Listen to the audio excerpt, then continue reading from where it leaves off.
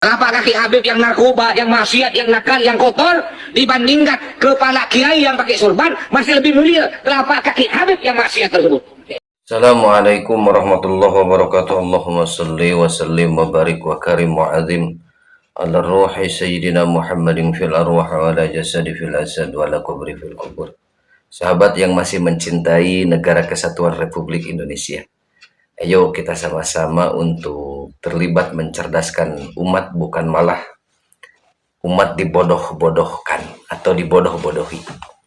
Alhamdulillah saya bertaubat dari muhibin setelah belasan tahun menjadi muhibin, dan sekarang saya sadar dan bertobat, dan saya akan berbicara beberapa hal. Semoga ini menjadi inspirasi bagi sahabat semuanya, termasuk bagi para muhibin yang masih mencintai dan membela mati-matian para imigran Yaman atau yang disebut dengan Ba'alawi atau dengan habaib yang ada di Indonesia. Sahabat, kita sudah mafhum semuanya, bahkan ini berlangsung sudah ratusan, 100 tahun lebih lah, 145 tahun lebih. Cuma mulai boomingnya tentang habaib itu semenjak kemunculannya Front Pembela Islam, ya, yang dibawa oleh Rizik Syihab.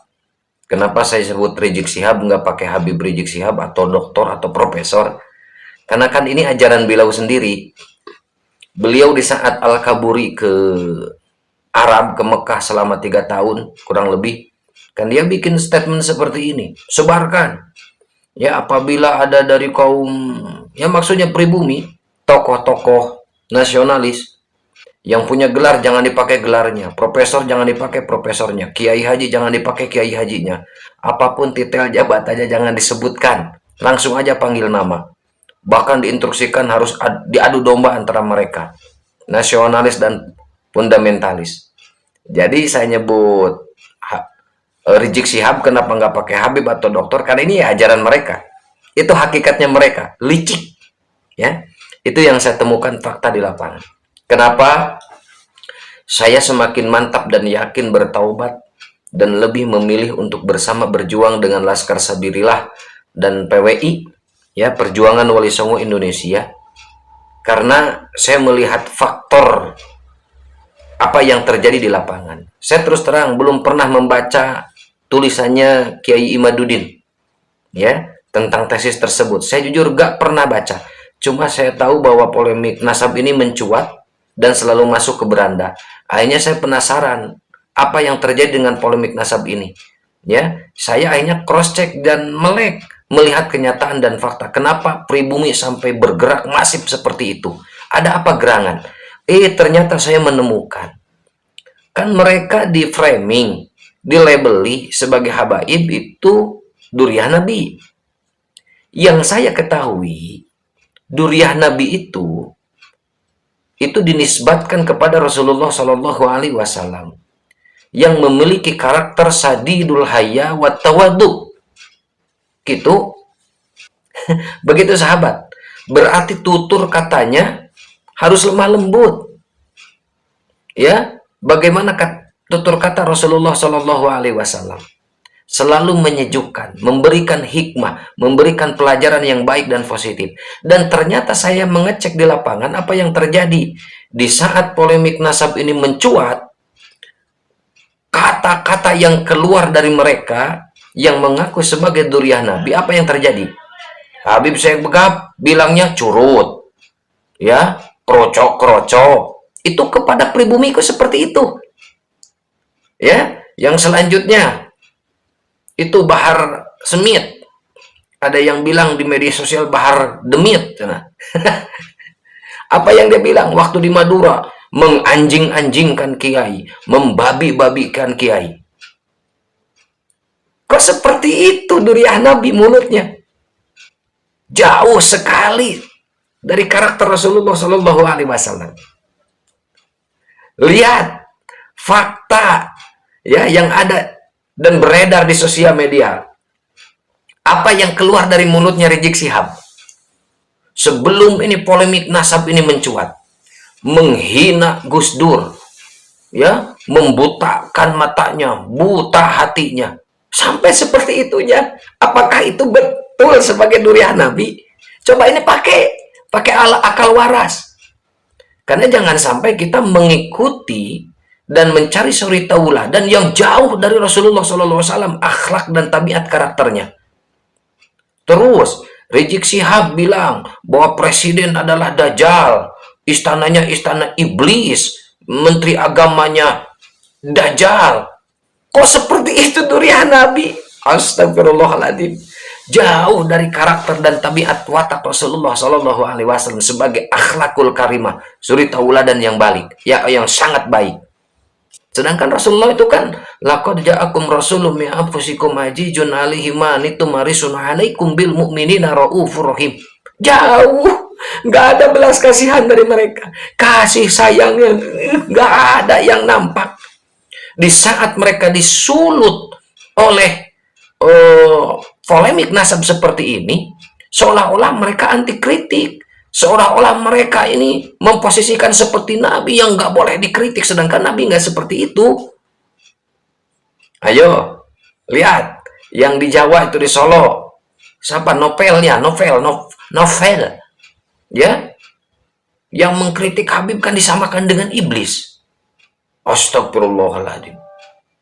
Apakah seperti itu karakter Rasulullah Shallallahu Alaihi Wasallam? Yang saya temukan, yang beredar, bahwa yang dinisbatkan, yang saya ketahui sebelum saya taubat, Duriah Rasul itu ada Syarif, ada Sayyid, ada Habib. Itu yang saya ketahui. Ya, kalau di Sunda atau misalkan di Pulau Jawa atau di Indonesia, karena sudah berakulturasi dengan masyarakat, jadi berubah Sayyid atau Syarifnya. Ada yang bergelar Aceng, ada yang bergelar Tubagus, ada yang bergelar Lora, ada yang bergelar lain-lain di setiap wilayah. Itu berbeda-beda. Itu juga yang saya ketahui. Tapi beda ini yang satu ini. Contohnya nih, di saat Wali Songo dinyatakan oleh Robitoh Alawiyah bukan sebagai durian Nabi, dan dipastikan dalam surat idarannya itu yang bernisbat kepada Azmat Khon itu adalah fiktif dan palsu. Jadi duriah Wali Songo itu sudah nggak ada. Apa reaksi Wali Songo? Para Aceng, para Gus, ya, dan Buyang, mungkin yang lain yang tuh bagus. Apakah bereaksi seperti yang kita temukan reaksi dari para habaib? Tidak. Biasa-biasa saja. Nggak marah, nggak ribut. Justru malah mengkonfirmasi, mencari, menyelusuri data leluhurnya tentang Wali Songo. Dan ternyata ditemukan dan diakui oleh Nakobah Ashraf Internasional. Dan beda kenyataannya di saat kita menemukan fakta, ya, yang terjadi di saat habaib dipertanyakan tentang nasab keasliannya sebagai duriah Rasul. Beda. Mereka marah, mereka mencaci maki, mereka menghujat, mereka memprovokasi, ngajak perang dan lain-lain. Itu kan Rizik seperti itu. Menghina, mengejek, memframing dan lain-lain. Membayar beberapa orang untuk menguatkan bahwa mereka benar-benar duriah Nabi. Sedangkan masyarakat ini semakin terus bergerak seperti bola salju menggelinding dan semakin besar, berupaya sehebat dan sekuat apapun dari klan Baklawi, bukan justru malah menguatkan, justru malah semakin menghancurkan kredibilitas dan martabatnya. Semakin kuat para muhibin membela mati-matian seperti Mas Wafi, ya, oleh sesepuh Sidogiri sampai bilang bahwa Wafi itu neneknya, leluhurnya, kakeknya itu adalah PKI. Semakin dibela semakin remuk, dibela mati-matian semakin hancur, semakin mencuat di framing semakin rungkat. Kenapa ini bisa terjadi seperti itu? Karena kalau dianalogikan gaharu, apabila dibakar bukan bau yang keluar tapi malah harum. Seandainya nih para habaib atau klan Baklawi dibakar laksana gaharu, kalau harum berarti benar-benar duriah Nabi. Itu logika saya. Tapi ternyata kenyataannya, fakta di lapangan menemukan di saat dibakar dengan adanya polemik nasab ini bukan harum. Semakin jijik saya melihatnya, karena melihat yang selama ini dipelajari tentang Ahlakul kalimah Rasulullah, tabiat, watak, kebiasaan dan lain-lain sangat luar biasa mulia, sangat agung. Tapi kenapa yang menisbatkan ini sebagai durian Nabi? Jauh. Kata-kata kotor, kata-kata yang kasar, menjijikkan yang keluar. Memprovokasi, ngajak perang, menuduh, memfitnah, memframing dan lain-lain. Bukan gaharu. Kalau sebenarnya asli gaharu dibakar itu harus harum, bukan bau. Dan ini enggak harum, malah bau. Begitu sahabat. Coba cek di lapangan, wahai para muhibin yang membela mati-matian. Kalian dikasih akal, perangkat yang sangat luar biasa sama Allah. Memang ada beberapa tingkatan akal. Ajijiyah, hisabiyah, atoiyah, juhadiyah, dan akmaliyah. Cuma kalian para muhibin sudah dicekok di doktrin mati-matian, tidak boleh naik tingkat akal kalian. Tetap harus di ajijiyah, dimatikan, tidak boleh kritis. Tidak boleh bertanya, ngapain ikut campur urusan nasab. Itu kan didoktrin supaya tidak terlibat, tetap bodoh, tidak mau kenyataan yang terjadi. Seperti apa yang sebenarnya. Lebih baik salah mencintai daripada salah membenci. Itu bukan mencerdaskan umat, itu membodohkan umat. Ini nggak sadar, ini tokoh-tokoh kok berkata seperti itu. Makanya saya secara pribadi sungguh sangat berterima kasih kepada sosok kiai muda yang telah berkarya menciptakan 21 kitab, mungkin lebih kalau sekarang ya. Dengan bahasa Arab, tulisan Arab, grammar yang sangat luar biasa, indah rapi, ya. Ternyata mampu membongkar dan ternyata menyadarkan masyarakat Indonesia, ratusan juta Indonesia ini umat tersadarkan yang selama ini kurang lebih 145 tahun dibodohkan, dibodoh-bodohi dengan sejarah palsu, dengan fakta yang asli yang ditutup-tutupi. Ya. Bagaimana yang terjadi? Kalau benar durian Nabi asli, tidak mungkin menyuguhkan berita yang palsu. Mengaku datang ke Indonesia untuk mencetak ulama dan kiai, kata Taufik Assegaf. Bohong, udah ratusan tahun Indonesia ini sudah Islam. Wali Songo sudah ratusan tahun, sedangkan Habaib datang abad 18 akhir. Begitu sahabat. Ayo, saya cek di lapangan, silakan cross check dalam versi sejarah di Indonesia seperti apa Habaib awalnya datang ke Indonesia. Terus cek fakta di lapangan, mereka ngaku sebagai durian Nabi. Kenyataannya seperti apa? Dawir, selalu minta duit, keliling ke sana kemari, ke setiap pesantren, ke setiap toko, ke para agnia yang punya dunia, yang punya duit. Apa yang terjadi? Berkedok silaturahmi, ujung-ujungnya duit. Berkedok durian Nabi, ujung-ujungnya apa? Minta cewek. Dan itu sesuai perkataan dari kalangannya mereka sendiri. Kalau habaib itu kalau tidak duit, dawir, ya cewek. Dan itu fakta kenyataan yang terjadi. Ya sahabat, saatnya kita untuk cerdas. Jangan mau dibodoh-bodohi. Ya, cukup sudah kita dijajah sama Belanda, dibodoh-bodohi. Datang ke sini ingin membantu dan memakmurkan. Ternyata kekayaan sumber daya alam Indonesia dibawa. Belanda kan terkenal bahwa daratannya di bawah permukaan laut sampai membuat dam itu benteng. Makanya disebut Amsterdam.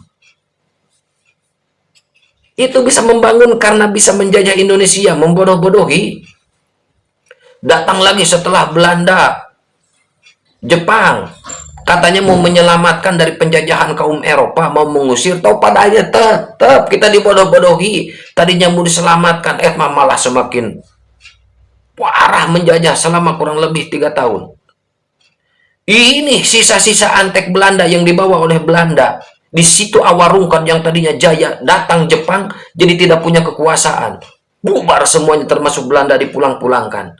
Setelah Jepang pulang, ya Indonesia merdeka, masih di bawah jumawanya, kelas-kelasnya, Kasta-kastanya masih dibawa, masih dipakai.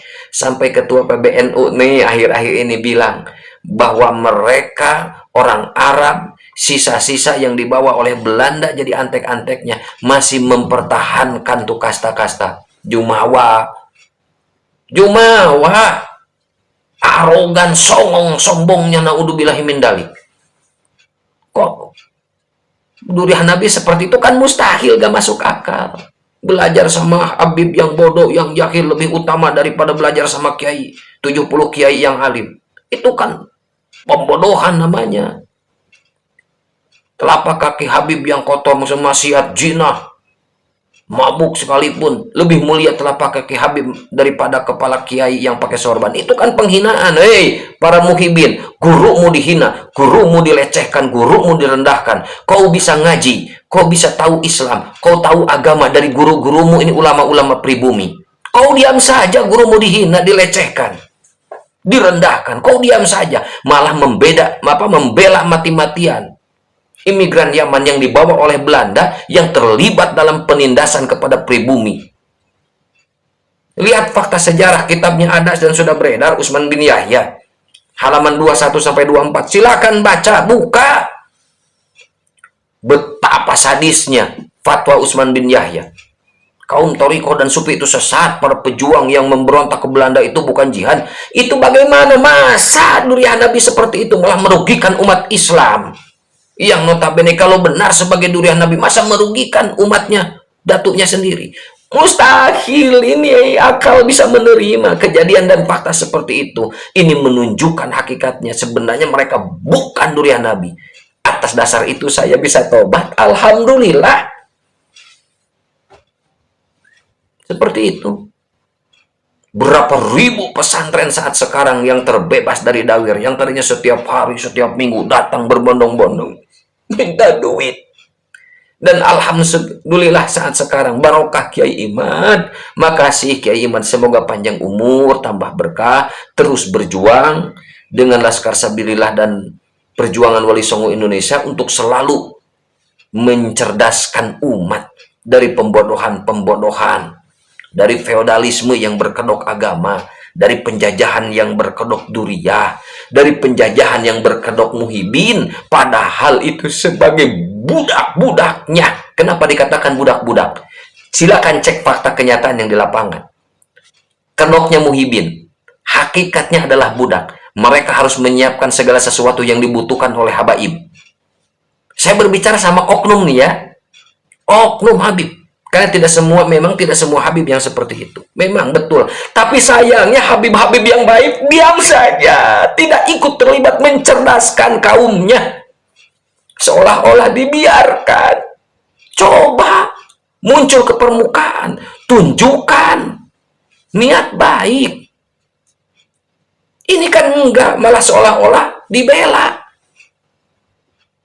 Seolah-olah. Mohon maaf kalau salah. Hanya ada beberapa Habib yang sepuh tuh, nggak tahu di mana, nggak tahu NTB atau nggak tahu di mana. Itu mengkritik Hanif Al-Atos, mengkritik Bahar. Riji kan nggak dikritik. Taufik Segaf nggak dikritik. Novel tuh di Solo nggak dikritik. Ya, siapa itu yang bilang Habib Rizik gurunya NU, kok nggak dikritik? Terus Habib-Habib yang baik, yang alim, yang mengerti tentang ilmu, kenapa diam saja? Bersuara dong. Karena kalau dibiarkan merusak martabat habaib yang baik-baik. Bersuaralah. Ikut terlibat mencerdaskan umat dan menyelamatkan marwah Islam.